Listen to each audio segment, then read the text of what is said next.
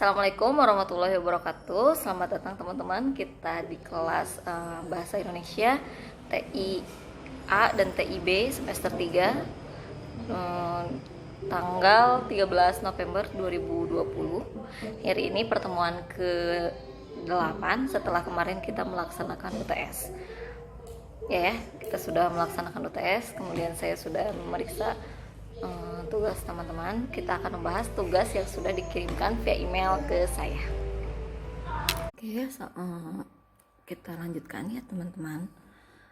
Pada saat teman-teman bilang, Bu, bagaimana cara mengedit teks gitu, bagaimana cara membuat teks, saya kira pertanyaannya bukan tentang ejaan yang dasar-dasar gitu, maksudnya sebelum koma tidak ada spasi. Ternyata ada yang melakukan sebelum koma itu ada spasi terus dia koma gitu ya, kemudian sebelum titik itu tidak perlu ada spasi tapi dia spasi dulu baru titik, tapi selanjutnya tidak pakai spasi. Itu keliru ya teman-teman. Jadi sebelum titik itu tidak ada spasi dan setelah titik baru pakai spasi. Mungkin itu dosa-dosa kecil yang dilakukan pada editing teks kalian. Nah, saya kan sudah memberikan saran bagaimana membuat nama file untuk kerapihan administratif gitu ya. Jadi bukan hanya untuk mata kuliah bahasa Indonesia, saya harap juga digunakan untuk mata kuliah lain, karena kita tugasnya kan daring semua ya, dikirimkan email atau pakai platform lain gitu, tapi kan semuanya dikirimkan seperti ini. Jadi kalau misalnya tidak rapi saat save file, nanti akan seperti ini, artikel Yogi. Nah, Yogi ini kelas apa, semester berapa, NPM-nya berapa gitu ya, ini akan masuk ke folder apa gitu. Jadi akan membingungkan dosen yang lainnya juga selain saya gitu. Makanya saya minta file Microsoft Word ini jelas gitu, Yogi, kelas, dan NPM. Jadi saat dimasukkan ke data di sini itu tidak sulit gitu untuk dimasukkan ke dalam folder ini. Nah, seperti ini ya, kan sudah disiapkan foldernya. Kemudian kalau ini tidak komplit, kelas apa, dimasukkan ke sininya tuh agak rumit gitu teman-teman ya. Kalau ini kan artikel Ayu ada tapi kelasnya tidak ada. Kemudian Hairul Anam TIB, kan enak langsung bisa masuk ke folder TIB gitu ya. Itu untuk pengantar bagaimana menulis nama file kalian saat mengirimkan, termasuk untuk kepentingan-kepentingan lain. Kalau misalnya kalian mengirimkan lamaran pekerjaan atau mengirimkan tugas-tugas mata kuliah lain, itu dibuat nama kelas, itu penting sekali di sini tuh. Jadi bukan hal sepele penamaan file. Jadi saya harap pengumpulan tugas selanjutnya nanti, baik mata kuliah bahasa Indonesia maupun mata kuliah yang lain, penamaan filenya itu sesuai yang saya minta gitu ya, sesuai yang saya sarankan di sini. Setelah saya download, si nama filenya kan tidak lengkap ya, karena nama filenya tidak lengkap, jadi akan waktu lagi gitu untuk dimasukkan ke folder-folder. Kalau ini kan TIB reg berapa gitu kan, tinggal masuk ke dalam foldernya gitu ya teman-teman. Kalau misalnya kalian merepotkan sekali sih detail-detail seperti itu gitu ya, kenapa harus detail sekali gitu, toh itu kan tugas saya pokoknya sudah dikirim gitu. Nah, ini kan mempermudah pekerjaan. Jadi yang namanya walaupun secanggih-canggihnya artificial intelligence gitu ya, tapi saya kan masih ceknya manual gitu. Jadi harap diperhatikan untuk penulisan filenya. Kita akan bahas dulu tugas yang penamaannya sesuai dengan keinginan saya. Sesuai dengan ini ya,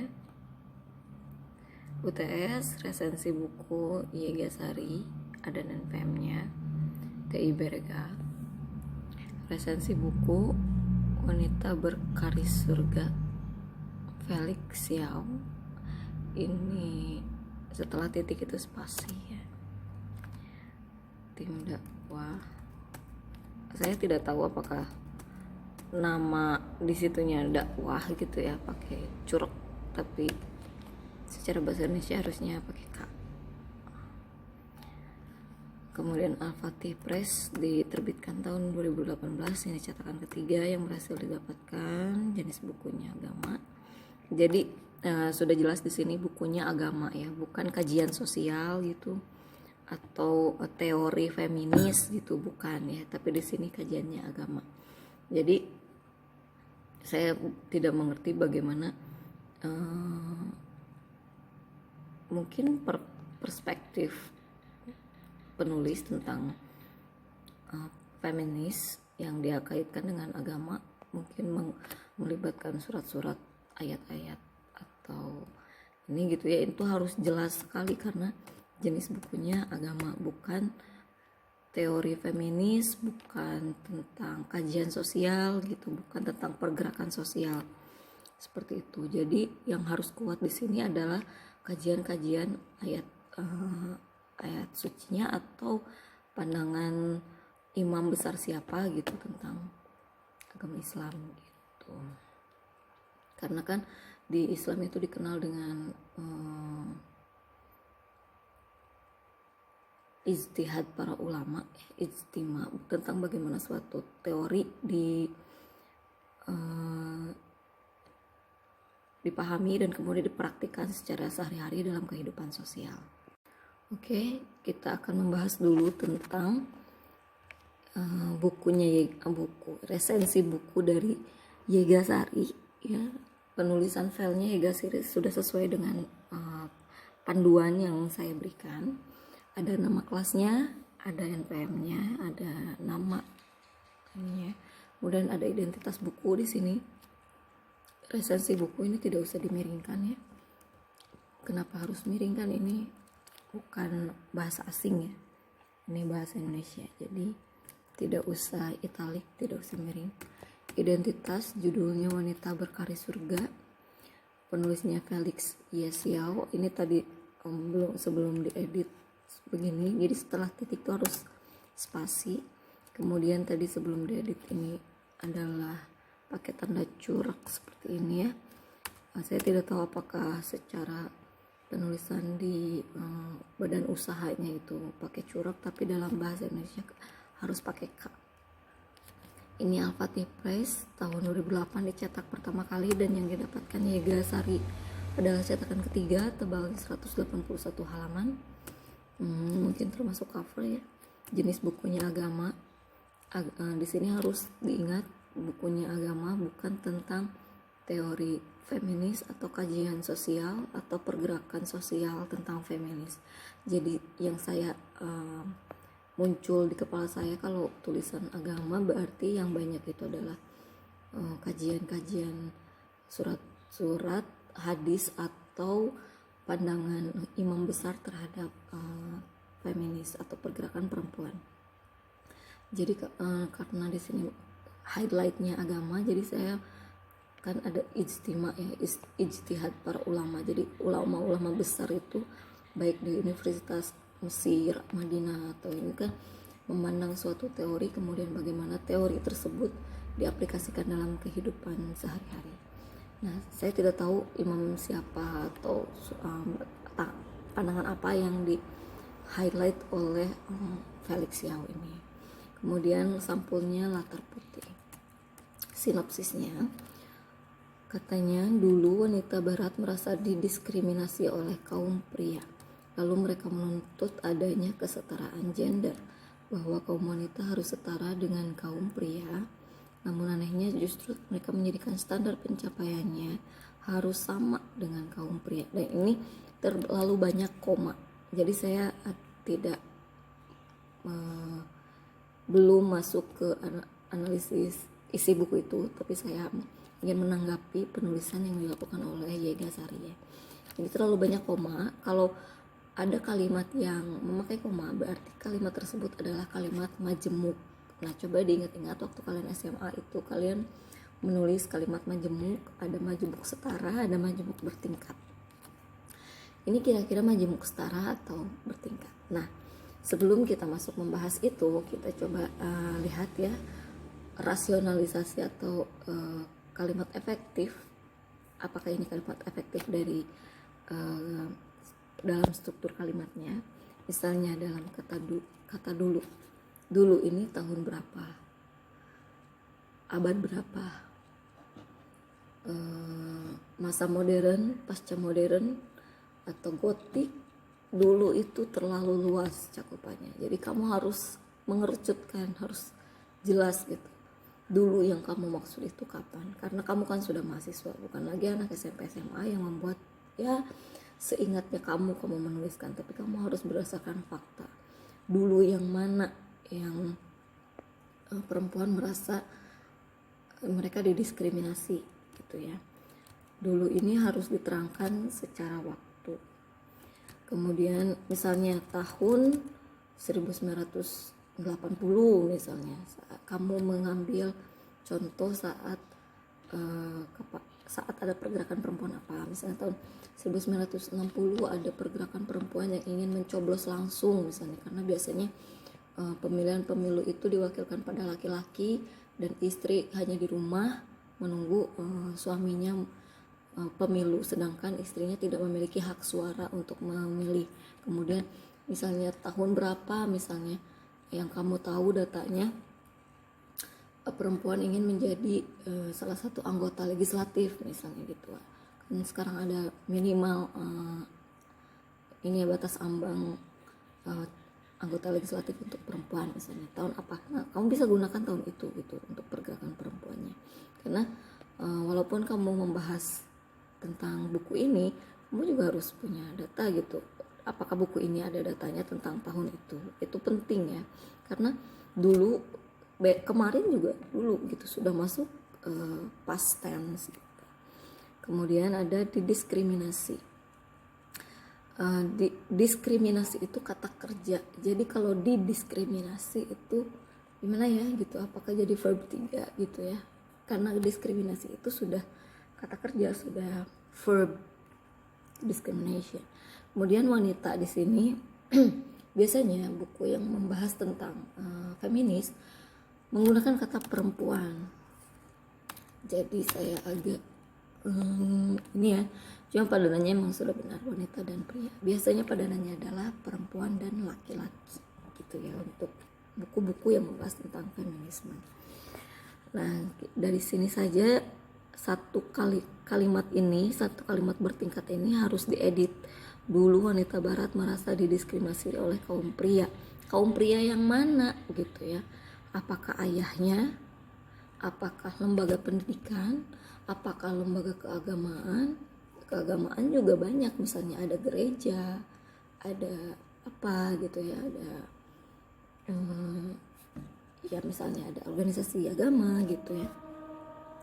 Kemudian apa gitu, siapa misalnya, kan tidak semua pria di tahun itu juga berpikiran sempit gitu. Ada pria-pria yang atau laki-laki yang memberikan kesempatan yang sama gitu terhadap perempuan. Nah, ini harus kaum pria yang mana, secara keseluruhan atau secara umum atau secara apa gitu.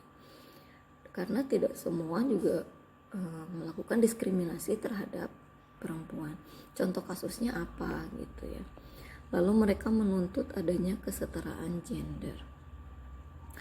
Nah, ini kalau di sini titik pun ini tidak apa-apa karena sudah satu kalimat bahwa kaum wanita haruslah setara dengan ini. Saya rasa tidak perlu kalimat yang seperti ini ya, bahwa kaum wanita haruslah setara dengan kaum pria. Namun anehnya justru mereka menjadi standar pencapaiannya harus sama dengan kaum pria.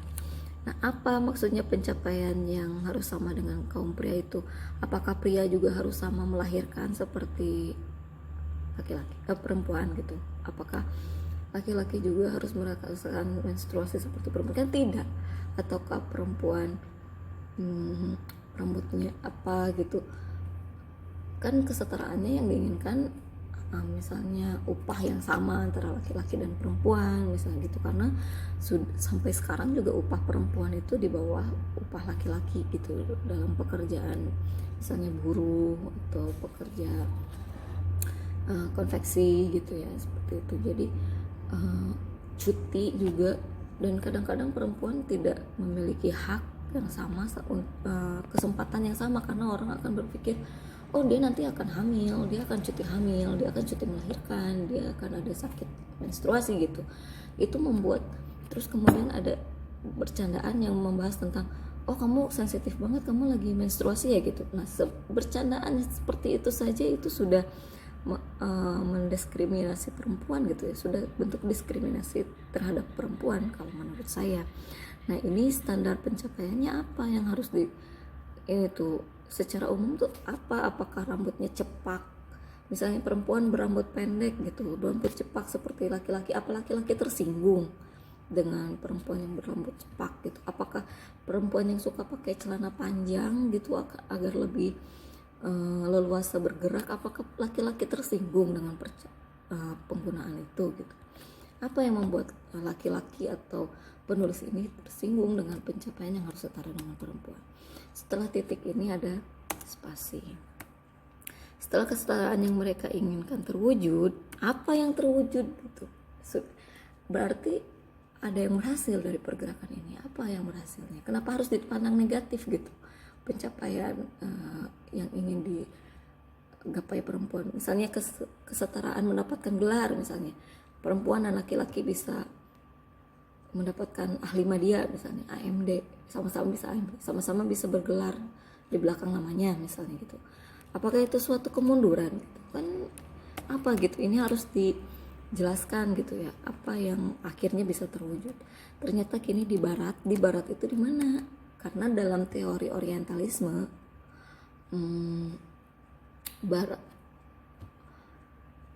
barat itu tidak bisa dianggap sebagai Eropa dan Amerika gitu. Karena kita kan di Asia, arah barat itu kemana dari Asia tuh gitu ya. Jadi maksudnya negara apa, diperjelas saja di barat ini negara apa gitu, karena negara di dunia ini banyak sekali. Perkembangan anti feminis itu di mana gitu. Kemudian ini terlalu banyak koma ya, di sini koma, di sini koma. Karena kini mereka sadar bahwa dengan setara ternyata tidak membawa siapa? Nyaknya ini pada kebahagiaan melainkan kerugian. Dan ini kembali harus ada spasi. Apa kerugian yang dicapai setelah perempuan sama-sama memiliki gelar? Misalnya perempuan bisa memiliki kebebasan atau bisa ikut pemilu, bisa ikut ini apa gitu, yang mau membuat kerugiannya itu. Ini diperjelas, jadi tidak terlalu, ini kan soalnya pandangan orang terhadap sesuai dengan bekal yang ada di dirinya, misalnya bekal bacaannya apa, bekal pergaulannya apa gitu. Jadi saat melihat suatu topik itu tidak semua orang akan berpandangan itu negatif dan tidak semua orang akan berpandangan itu positif. Kemudian ada buku ini mencoba mengupas serta mengoreksi kesalahan-kesalahan yang terjadi akibat gerakan feminisme ditinjau dari sudut pandang perempuan muslim. Bagaimana bisa gitu ini dari sudut pandang perempuan muslim, sedangkan yang menuliskannya saja laki-laki. Ini sudah jadi bias gender gitu ya. Apakah dia mewawancara perempuan muslim gitu, apakah dia memberikan angket pada perempuan muslim apa bagaimana, atau hanya mengawang-awang dia mengobrol-ngobrol dengan perempuan kemudian menuliskannya gitu ya. Menurut saya itu sumber yang harus valid gitu, karena mewakili saya juga perempuan. Saya sendiri berpendapat banyak sekali ilmu dari buku ini ya. Alhamdulillah ya kalau kamu merasa ada pencerahan dari buku ini, karena kalau saya harus tahu dulu latar belakang dia menulis buku ini bagaimana. Beberapa di antaranya kenapa harus ada di antaranya, berarti ada di sisi kanan dan di sisi kirinya gitu.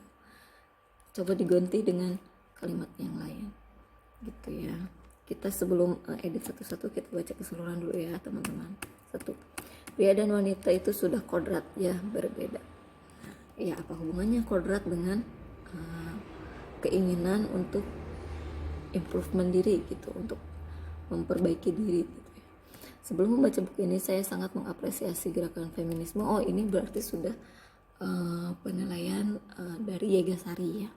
Dan persamaan gender, enggak, persamaan gender tuh bukan itu ya. Kalau persamaan gendernya harus sama, laki-laki, perempuan. Nah, kalau yang dimaksud di sini mungkin kesetaraan gender. Jadi hati-hati teman-teman ya, menggunakan istilah kesetaraan gender dan persamaan gender itu berbeda sekali.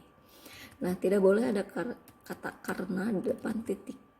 Karena itu adalah kata penghubung dalam kalimat. Jadi sulit digunakan antar kalimat, sulit diterima. Karena saya tidak tahu dampak buruk dari gerakan tersebut. Namun, buku ini menjelaskan secara gamblang bagaimana feminisme sebenarnya.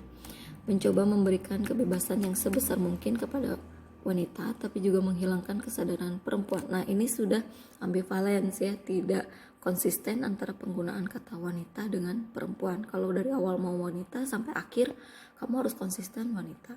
Kalau dari awal kamu menggunakan istilah perempuan, sampai akhir kamu pakai istilah perempuan. Jadi tidak ada pergantian istilah di tengah-tengah paragraf gitu, karena akan membingungkan gitu. Selain membingungkan kamu, juga membingungkan orang yang membacanya gitu. Tentang kodrat mereka apa saja, contohnya sederhana yang saya baca di buku ini adalah, ini harus dispasi ya, nanti kita cek. Feminisme di seluruh dunia yang tidak sempurna. Begini, di satu kondisi feminisme selalu diagungkan untuk memberikan keuntungan pada komunitas, seperti saat mengantre ya, bukan mengantri, pakai ya. Lahirlah istilah ladies first, tapi ketika diminta kerja, otot pembelaannya masa perempuan ngangkat galon. Buku ini mengupas kelemahan feminis dilihat dari aspek adil dan tidak adil. Jadi ini masih kadar yang artificial ya, pembahasannya artificial antara ladies first dengan pakai kerja otot, antara mengantre dan kerja otot. Kan kodrat mereka apa saja, contohnya sederhana yang saya baca di buku ini adalah, ini harus dispasi ya, nanti kita cek. Feminisme di seluruh dunia yang tidak sempurna. Begini, di satu kondisi feminisme selalu diagungkan untuk memberikan keuntungan pada komunitas, seperti saat mengantre ya, bukan mengantri, pakai ya. Lahirlah istilah ladies first, tapi ketika diminta kerja, otot pembelaannya masa perempuan ngangkat galon. Buku ini mengupas kelemahan feminis dilihat dari aspek adil dan tidak adil. Jadi ini masih kadar yang artificial ya, pembahasannya artificial antara ladies first dengan pakai kerja otot, antara mengantre dan kerja otot.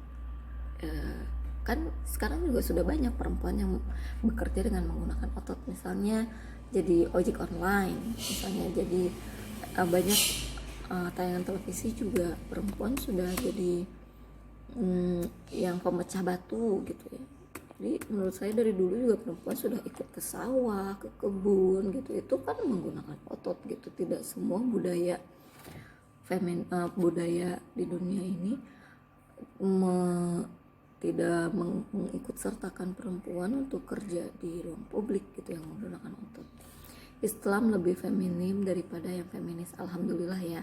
Sudah ada contohnya kan ya, Siti Khadijah dan Siti Aisyah yang sangat feminis. Nah, ini daripada ini tidak kapital ya, itu harusnya huruf kecil karena kata penghubung daripada yang feminis. Maksudnya feminim dan feminis itu berbeda. Saya berharapnya Islam lebih feminis daripada feminis gitu, karena feminim dan feminis itu beda makna. Silahkan dicari di kamus daring bahasa Indonesia apa itu bedanya feminim dan feminis. Juga ada di kamus kajian sosial gitu ya, tentang feminis dan feminim. Juga ada di kamus sastra tentang bedanya feminim dan feminis. Dari buku ini, buku apa sebutkan namanya, karena buku ini itu, dari buku ini itu tidak valid nanti datanya, nanti kita edit ya.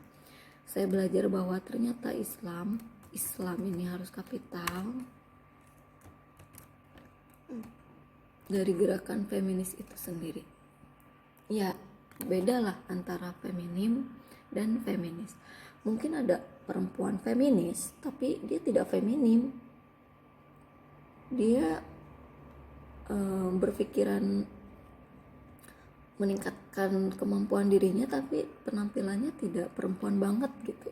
Kan tidak salah gitu. Apa yang salah dengan penampilan kita tidak feminim? Kenapa harus feminim banget gitu? Kalau misalnya ada perempuan yang tangguh gitu, kemana-mana naik motor sendiri gitu, apakah itu bisa dianggap tidak feminim? Oke, Islam sudah mengatur sedemikian rupa dan memposisikan wanita di tempat yang mulia sehingga tidak perlu melakukan hal yang sama seperti yang dilakukan pria. Dalam Islam, nah ini dalam Islam ini usahakan tidak di depan kalimat ya, dalam ini hindari di awal kalimat kata dalam, dari, itu hindari kata itu di awal kalimat. Islam harus kapital ya. Perempuan tidak perlu sholat di masjid untuk mendapatkan pahala yang lebih banyak dari ibadah sholat. Setiap kegiatan yang dilakukan oleh seorang istri di rumah, kegiatan yang tidak bermaksud kepada Allah dinilai ibadah. Meninggalnya saat melahirkan sama nilainya dengan jihad pria di medan perang.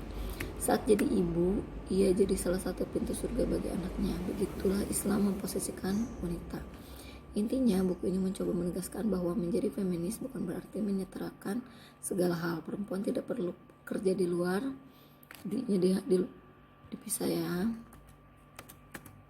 selama suami mampu menafkahi, apalagi sampai berpikiran berada di posisi yang sama dengan suami atau bahkan di atas suami. Nah, banyak sebenarnya pada masa kini perempuan tuh tidak begitu, jadi dia makin tinggi makin banyak obrolannya, perkenalannya, dia justru akan makin qanaah ya. Jadi dia akan tahu gitu saat posisinya di wilayah publik dan di wilayah domestik. Oke, di sini juga harus kamu harus tidak bias tentang tidak bekerja di luar rumah. Bagaimana kalau dia adalah anak perempuan pertama yang juga harus menanggung keluarganya setelah dia menikah, kan dia harapan orang tuanya gitu. Itu banyak hal yang jadi bisa konflik gitu ya. Jadi tidak bisa dipukul rata setelah menikah semua perempuan harus di rumah gitu, tidak bisa dipukul rata seperti itu. Kalau misalnya dia ingin menabung untuk masa depan, kan itu harus berpikiran yang lebih terbuka lagi gitu kan, bukan untuk memperkaya diri gitu, bukan hanya ujung-ujungnya materi gitu ya bekerja itu, tapi juga mengamalkan ilmu, itu juga kan salah satu ibadah. Ketiga, sistem Islam tidak ada yang salah. Saya setuju dengan ini ya. Kalau nggak tahu saya tentang aturan agama itu mungkin tidak bisa dilanggar, tapi kan ada hal-hal yang bisa dikompromikan. Aspek yang dibahas dalam buku ini adalah mengenai sistem-sistem Islam ataupun aturan-aturan Islam yang cenderung merugikan perempuan bagi para penganut paham feminisme. Beberapa kasus yang saya garis bawahi kenapa harus disambung adalah mengenai talak, hak waris, poligami. Ini harus spasi. Menurut feminis di dalam buku ini, hak talak hanya dimiliki oleh suami dan tidak boleh istri. Banyak feminis yang mempertanyakan hal tersebut. Dan itu tidak boleh di awal kalimat begini ya, ini dihilangkan. Kalau tidak pakai dan pun kan tidak masalah. Buku ini menjawabnya secara rasional yang bisa diterima sebelum keluarnya dalil. Begitupun hak waris. Banyak feminis yang mempertanyakan kenapa hak waris pria lebih banyak daripada wanita, kenapa laki-laki Islam boleh berpoligami sedangkan perempuan tidak boleh poliandri. Argumen dalam buku ini banyak sekali pertanyaan yang disanggah dengan argumen yang padat berdasarkan pemikiran logika dilengkapi dengan dalil dari Al-Quran dan hadis. Kesimpulan hingga akhir saya baca buku ini, mata saya lebih terbuka lagi bagaimana harus menyikapi dan berperilaku sebagai wanita. Saya pun yakin buku ini bisa menjadi bacaan yang baik bagi semua kalangan perempuan karena argumennya tidak semuanya berdasarkan dalil dan Al-Quran juga menggunakan pendekatan rasional. Satu hal yang menurut saya ingin disampaikan Ustadz Felix Xiao dan penulis lainnya di buku ini adalah bahwa perempuan tidak pantas minta disamakan dengan laki-laki karena sejatinya derajatnya sudah tinggi di sisi Allah Subhanahu wa Ta'ala. Gerakan feminis bukanlah gerakan menaikkan derajat wanita, melainkan menurunkannya. Buku ini menarik sekali untuk dibaca, apalagi untuk kaum wanita. Buku ini menjawab tentang dilema terbesar kaum wanita setelah menikah, yaitu pilihan ingin menjadi wanita karir atau ibu rumah tangga. Apalagi di zaman Z ya, kenapa J di sini? Modern seperti sekarang ini, di mana? Kenapa harus ada di mana? Emangnya kamu Ayu Ting Ting? Tuntutan ekonomi tergolong tinggi. Wanita sukses identik dengan karir tinggi, membuatnya terlihat berkembang. Untung nggak ada biaknya di sini ya. Akan tetapi melalui buku ini kembali disadarkan bahwa ternyata kesuksesan itu relatif, tergantung dari sudut pandang mana kita melihatnya. Lalu bagaimana kesuksesan ideal sebuah muslimah? Kekurangannya buku ini kurang tebal sehingga orang membaca kurang puas dengan ceritanya. Jadi ini cerita atau deskripsi atau argumentasi atau apa, jadi kamu jangan ini ya, harus konsisten kalau ini tentang suatu teori, apakah ini argumentasi atau naratif atau cerita yang kamu sebutkan sebegitu ya. Jadi ini tentang apa itu, mungkin ada teman-teman lain juga yang berpendapat bagaimana, boleh nanti ditulis di komentar ya. Bagaimana si talak hanya ada di laki-laki gitu, kenapa perempuan tidak? Ya kan sebenarnya itu bisa saja kan, perempuan juga bisa mengajukan ke pengadilan agama ya kalau dia ingin meminta talak lebih dulu. Ada istilahnya sendiri. Kalau misalnya tidak semua pernikahan itu seperti dalam dongeng, mungkin ada pernikahannya yang memang membuat perempuannya tidak bahagia gitu, anak-anaknya terlantar, kan itu juga menjadi dosa dalam sebuah pernikahan.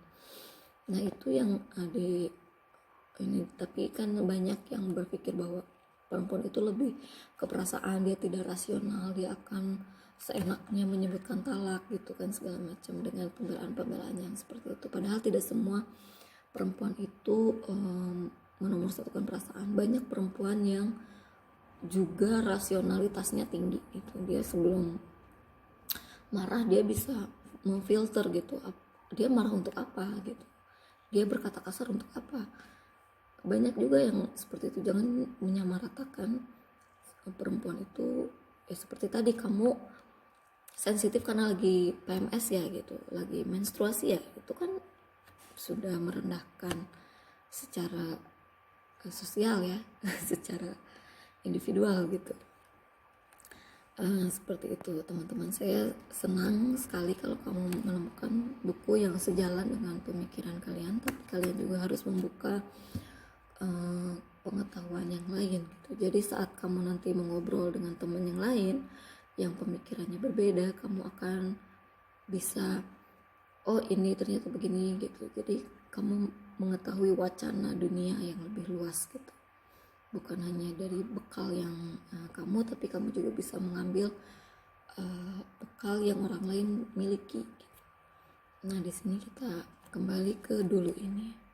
Dulu wanita barat itu yang mana, siapa, kelompok apa gitu ya. Kamu cari tahu sebelum yang bisa, oh ini ternyata begini gitu. Jadi kamu mengetahui wacana dunia yang lebih luas gitu, bukan hanya dari bekal yang kamu, tapi kamu juga bisa mengambil bekal yang orang lain miliki gitu. Nah di sini kita kembali ke dulu ini. Dulu wanita barat itu yang mana, siapa, kelompok apa gitu ya.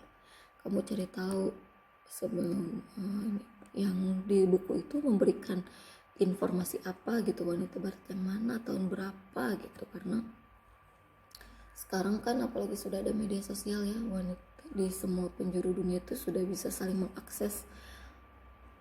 Orang Eropa itu penasaran dengan isi rumah orang Asia gitu. Saat Natal mereka bagaimana isi rumahnya, saat Lebaran isi rumahnya bagaimana. Jadi sekarang ada media sosial yang mewadahi itu, jadi bisa seperti saling mengunjung online rumah gitu. Nah ini juga sama gitu, wanita barat yang mana gitu ya, merasa diskriminasi gitu, dan di diskriminasi ini dihilangkan saja ya. Harus data yang valid ya kalau saat menulis teks ilmiah. Bahwa, nah karena ini sudah titik, bahwa ini penyambung dalam kalimat. Kaum wanita haruslah setara dengan laki-laki. Kamu beri kata depan apa di sini gitu ya, beri pembuka kalimat yang lain. Tahun misalnya, tahun berapa gitu ya. Misalnya tahun 1825 misalnya. Terjadi gerakan perempuan yang merasa harus setara dengan kaum pria misalnya, karena kaum perempuan saat itu hanya diperbolehkan bersekolah agama di gereja atau di pesantren gitu, untuk mendapatkan gelar di belakangnya itu misalnya hanya kalangan-kalangan tertentu, tidak terbuka secara luas gitu, secara pendidikan dan apa gitu. Jadi selain kamu memberikan resensi buku ini, kalau bagusnya kalau di buku ini dijelaskan dengan detail gitu ya tentang si waktu ini. Dan ini juga yang tadi sudah dibahas ya, standar pencapaian yang harus sama dengan pria. Standar pencapaian apa gitu. Jadi misalnya apakah pria merasa tersaingi bila istrinya atau perempuan atau kenalannya atau temannya atau siapa yang perempuan memiliki gaji yang sama dengan dia misalnya gitu ya. Jadi pencapaian apa yang membuat sebenarnya perempuan dan laki-laki itu tidak boleh setara gitu. Apakah kalau perempuan bekerja di rumah sakit misalnya, kan di rumah sakit shiftnya itu malam, semalaman misalnya di rumah sakit, pagi-pagi baru pulang misalnya gitu. Kalau misalnya ada pasien perempuan bagaimana, kan lebih baiknya dia tangani oleh dokter perempuan juga gitu ya. Jadi kita harus menemukan kasus-kasus yang relevan. Kemudian ada pria dan wanita itu kodratnya beda ya.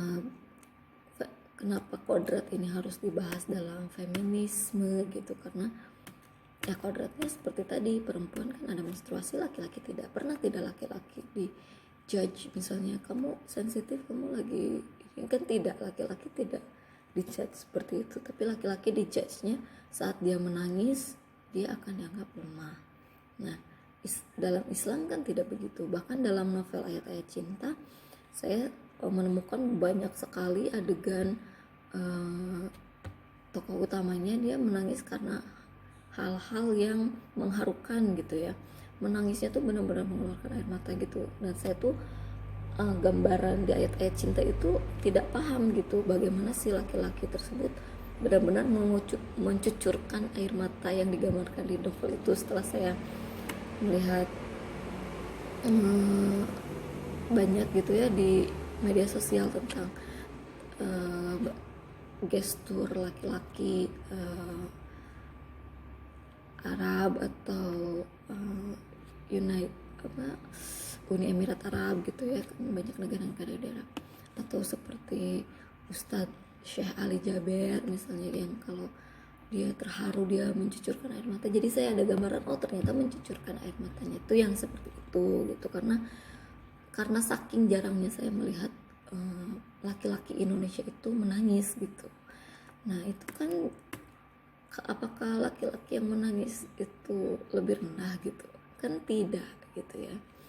Apakah perempuan menangis itu dianggap rendah gitu karena dia dikit-dikit menangis, dikit-dikit gitu kan, dianggapnya sangat emosional gitu.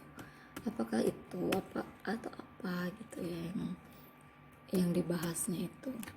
Nah karena ini seperti tadi tidak boleh di awal kalimat.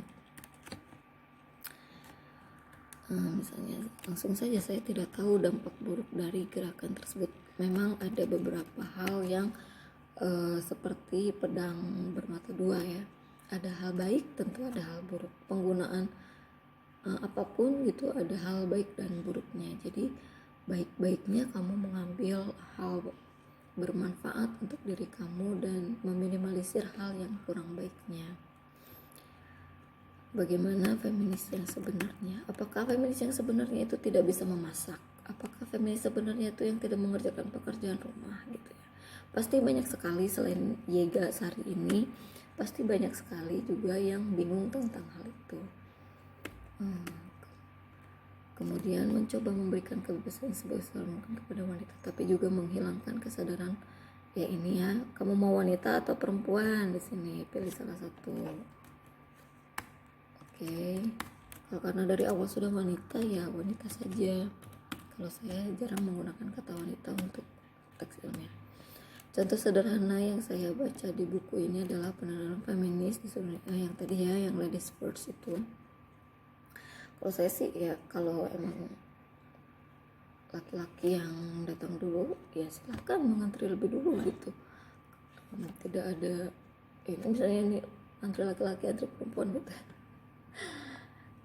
Ini juga malah kadang ladies first itu malah dijadikan banyolan saja gitu, tidak benar-benar menghargai perempuan kan biasanya, cuma dia ya untuk celotehan saja. Masa perempuan angkat galon, banyak. Nah ini sudah banyak di lingkungan kita tentang perempuan yang kuat gitu ya, perempuan yang tangguh, bukan hanya angkat galon tapi juga mengerjakan hal-hal yang lain yang lebih berat daripada mengangkat galon. Saya rasa ini terlalu ini ya, coba ada contoh yang lain apa gitu ya. Buku ini mengupas kelemahan feminisme dilihat dari aspek adil dan tidak adil. Ya apa yang tidak adil? Apa yang membuat laki-laki itu tersinggung? Apakah saat istrinya lelah pulang bekerja dan tidak menyiapkan masakan di rumah misalnya? Coba dilihat iklan kecap ABC ABC, bagaimana saat pulangnya memasak bersama gitu ya. Apakah laki-laki di teman-teman kalian ini, generasi ini, masih enggan untuk memasak diri sendiri gitu? Apakah memang harus dilayani gitu dan menjadi akhirnya tersinggung karena istrinya sama-sama bekerja dan tidak memasak atau lain sebagainya? Be feminim ini udah dibahas kalau secara ini tadi ya. Nah, jangan dari di awal, langsung saja buku ini, bukunya sebutkan wanita berkarir surga ya. Tadi itu berkarir harusnya itu mungkin ya, tapi ini jadi berkaris ya, wanita berkarir surga gitu. Saya belajar bahwa ternyata Islam lebih feminim. Ini udah beda lagi, feminim dan feminis itu berbeda. Islam sudah mengatur, jadi mungkin penulis ini inginnya perempuan itu tetap feminim gitu, karena mungkin penulis menganggapnya feminim itu lebih menenangkan daripada maskulin gitu. Mungkin dia melihat perempuan maskulin yang tangguh, yang hebat gitu, agak mengganggu mungkin di mata penulisnya ini. Jadi dia lebih senang perempuan yang feminim gitu ya. Carilah padanan kata feminim itu, dijelaskan, dideskripsikan dengan penampilan yang seperti apa. Penulisan teks juga sekarang sudah ada feminim teks ya. Jadi kadang saya pernah membaca tulisan seseorang, saya kira dia itulah perempuan, ternyata dia itu laki-laki, tapi tulisannya itu rapi sekali, seperti saya mengobrol dengan seorang perempuan, tapi ternyata yang menulisnya adalah laki-laki. Jadi banyak hal-hal yang bersifat feminim seperti itu. Tidak sholat di masjid ini saya tidak bisa mengomentari. Kalau yang ini saat dia menjadi ibu ini kena ini Yega sudah sangat ini ya, mengkampanyekan gitu, karena ada kata seru di sini, ada tanda seru. Begitulah Islam memposisikan wanita, tanda seru gitu ya. Nah di sini Islamnya kapital ya. Intinya buku ini mencoba menegaskan bahwa menjadi feminis bukan berarti menyetarakan segala hal. Iya memang begitu. Tidak semua hal bisa setara. Kan laki-laki tidak bisa melahirkan. Tentu saja tidak bisa setara ya. Laki-laki tidak memiliki ovum gitu. Tentu saja tidak bisa setara gitu. Dalam hal-hal yang seperti itu. Dalam hal-hal yang morfologisnya tubuh gitu. Kemudian ada perempuan tidak perlu bekerja di luar ya. Ini kita tidak bisa memukul rata seperti ini ya. Mungkin ada perempuan yang lebih suka bekerja lapangan, misalnya dia membangun jembatan, membangun gedung-gedung tinggi misalnya gitu ya. Kan kita tidak bisa mengeneralisir kesukaan seseorang gitu. Apalagi sampai berpikiran berada di posisi yang sama dengan suami atau bahkan berada di atas suami. Mungkin dalam hal mengambil keputusan, dalam hal yang seperti itulah ya. Jadi tapi kan tidak masalah kalau berdiskusi baiknya apa yang harus dibelanjakan, apa yang harus diambil gitu misalnya ya. Berapa tabungan bulan ini misalkan, tidak masalah untuk mendiskusikan hal seperti itu. Bukan berarti semuanya harus laki-laki saja mengambil keputusan atau laki-laki atau perempuannya saja yang mengambil keputusan, tidak begitu. Tapi yang baik itu sekarang yang idealnya itu adalah adanya komunikasi dan saling mengobrol gitu ya. Sistem Islam tidak ada yang salah. Aspek yang banyak dibahas dalam buku ini adalah mengenai sistem-sistem Islam ataupun aturan-aturan Islam yang cenderung merugikan perempuan bagi para penganut paham feminisme. Beberapa kasus yang saya garis bawahi. Kenapa tidak kamu bahas saja? Kenapa harus beberapa kasus? Apakah ini sudah semua kasus atau beberapa kasus? Menurut feminis, ya, dan resensi ini dilengkapi dengan kesimpulan. Ada golongan yang membuat tidak usah pakai kesimpulan saja, bukan kesimpulan tapi simpulan. Ada yang seperti itu, ada yang harus kesimpulan. Hingga akhir saya baca buku ini, saya lebih condong ke penggunaan kata simpulannya. Saya baca buku ini, mata saya lebih terbuka lagi bagaimana saya harus banyak membuat sekali ya kata saya diulang-ulangin. Kamu harus membuat ini menjadi lebih efektif. Sayanya mau di mana? Mata saya lebih terbuka lagi bagaimana gitu ya.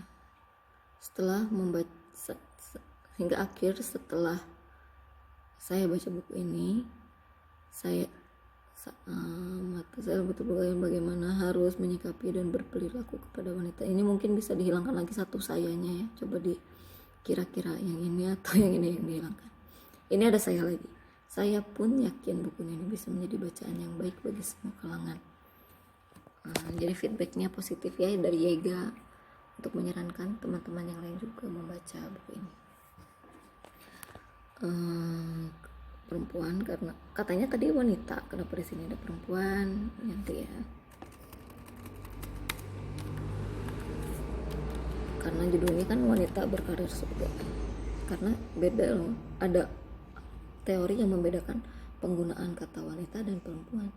Katanya wanita belum tentu perempuan. Nah itu coba dicari, menurut kamu apa sih maksudnya wanita belum tentu perempuan? Karena argumen yang tidak semua berdasarkan dalil. Jangan begitu kalau kamu mengolah katanya ya, karena argumen tidak semua berdasarkan. Semua argumen harus ada apanya gitu, rujukannya gitu. Argumen ini rujukannya pasti Al-Quran dan hadis gitu kan. Seseorang bisa berargumen tentang pengamalan Al-Quran dan hadis itu. Jadi harus bukan hanya gitu ya. Jadi jangan kata tidak semuanya. Jadi harusnya bukan hanya gitu. Atau gimana gitu. Kamu meramu kalimat ini bahwa argumennya itu argumen berdasarkan Al-Quran hadis yang juga dilengkapi dengan pendekatan rasional gitu. Kalimatnya harus seperti itu ya. Coba kamu susunlah kalimat yang seperti itu. Jadi bukan menggunakan kata tidak semuanya berdasarkan dalil. Jangan begitu kalimatnya, tidak efektif kalimat seperti ini. Jadinya gimana gitu kalau argumen berdasarkan argumen suka-suka dari ustadznya, kan tidak mungkin gitu ustadznya membuat argumen yang suka-suka begitu saja ya. Kelebihan dan kekurangan, oke. kurang tebal saja, berarti ini sangat positif ya tanggapannya guys. Oke teman-teman, sekian kuliah kita pertemuan ke-8 ini. Nanti kita akan berkuliah ke pertemuan 9. Sampai berjumpa. Wassalamualaikum warahmatullahi wabarakatuh.